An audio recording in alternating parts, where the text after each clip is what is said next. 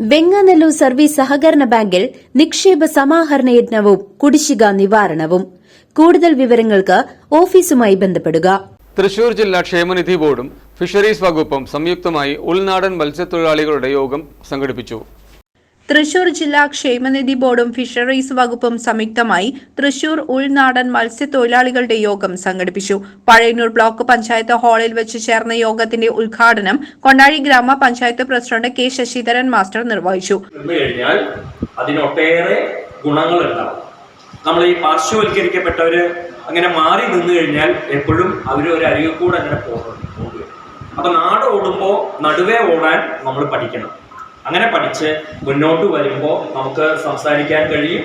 നമ്മുടെ സംഘടനകളുടെ അവകാശ ബോധങ്ങളെക്കുറിച്ച് കൃത്യമായി നമുക്ക് മനസ്സിലാക്കാൻ കഴിയും.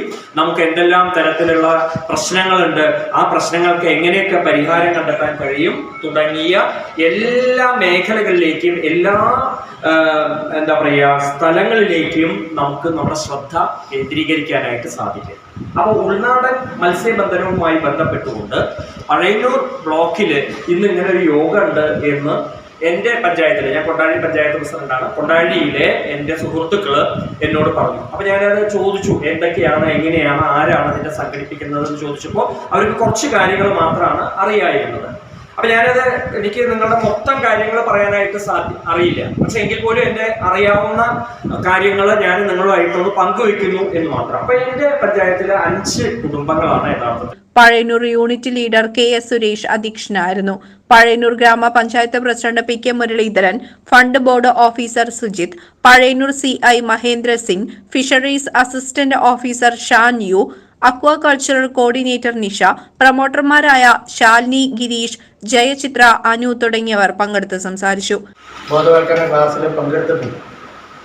ഇനിയും കുറെ ആളുകൾ പങ്കെടുക്കാനുണ്ട്. അത് ഞാൻ അന്വേഷിച്ചപ്പോൾ നിങ്ങളുടെ വാട്സപ്പ് ഗ്രൂപ്പിലെ കൂട്ടായ്മയാണ് ഇത് സംഘടിപ്പിച്ചത് എന്നാണ് മനസ്സിലായത്.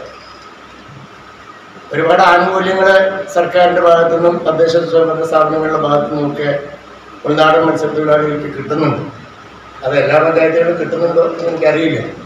കഴിഞ്ഞ തവണ എൻ്റെ പഞ്ചായത്തിലെ 3 ആളുകൾക്ക് നമ്മൾ വണ്ടി കൊടുത്തു, അല്ലേ ശാലിനി? ഇപ്പോൾ അവരുടെ മക്കൾക്ക് പഠനോപകരണങ്ങൾ കൊടുക്കുന്ന പദ്ധതി നമ്മൾ നടപ്പിലാക്കിക്കൊണ്ടിരിക്കുകയാണ്. അതുപോലെ ഭവന നിർമ്മാണ പദ്ധതി ഉൾപ്പെടെയുള്ള ഒട്ടനവധി കാര്യങ്ങൾ അതിലൂടെ ചർച്ച ചെയ്തിട്ടുണ്ടാവും എന്നാണ് ഞാൻ വിശ്വസിക്കുന്നത്. അല്ലെങ്കിൽ നിങ്ങൾ അതൊക്കെ അവിടെ ചോദിക്കണം. പലപ്പോഴും നമ്മുടെ തൊഴിലാളികളെ സംബന്ധിച്ചിടത്തോളം നിങ്ങളുടെ അവകാശങ്ങളെ സംബന്ധിച്ച് വലിയ ബോധമൊന്നും നിങ്ങൾക്ക് പലർക്കും ഇല്ല. ഇപ്പം ചില കാര്യങ്ങളൊക്കെ ഇവിടെ ക്ലാസ് എടുക്കുമ്പോൾ പറഞ്ഞു, നമ്മൾ ചൂണ്ടയിടുന്നത് തെറ്റാണ്, അവർ കുരുത്തി വയ്ക്കുന്നത് തെറ്റാണ്, അങ്ങനെ അനവധി കാര്യങ്ങളിൽ നിയമപരമായി നമുക്ക് എതിർക്കാൻ, നമ്മൾ വെറും കാഴ്ചക്കാരല്ല, നമ്മൾ കാവൽക്കാരാണ് എന്ന ആശയം മുൻനിർത്തിക്കൊണ്ട് സംസാരിച്ചു. പക്ഷെ അത് നമ്മൾ ഒറ്റയ്ക്ക് ആ പണിക്ക് നിങ്ങൾ ആരും പോകരുത്. അങ്ങനെ പോയാൽ നമുക്ക് ഇടയ്ക്കിടയ്ക്ക് ഇങ്ങനെ കൂടിക്കാണേണ്ടി വരും. അപ്പം നിയമം നമ്മൾ നടപ്പിലാക്കാൻ മുന്നോട്ട് ഇറങ്ങുമ്പോൾ ഉണ്ടാകുന്ന പ്രായോഗിക തരത്തിലുള്ള ബുദ്ധിമുട്ടുകൾ പരിഹരിച്ചുകൊണ്ട് വേണം ആ കാര്യങ്ങളിലൊക്കെ നമുക്ക് ശ്രദ്ധിക്കാൻ. പഴയന്നൂർ, വടക്കാഞ്ചേരി, കൊണ്ടാഴി, തിരുവില്ലാമല, ചേലക്കര എന്നിവിടങ്ങളിലെ മത്സ്യത്തൊഴിലാളികൾ പങ്കെടുത്തു. വിവിധ വിഷയങ്ങളെക്കുറിച്ച് ക്ലാസുകളും നടന്നു. CCV news, Pazhayannur.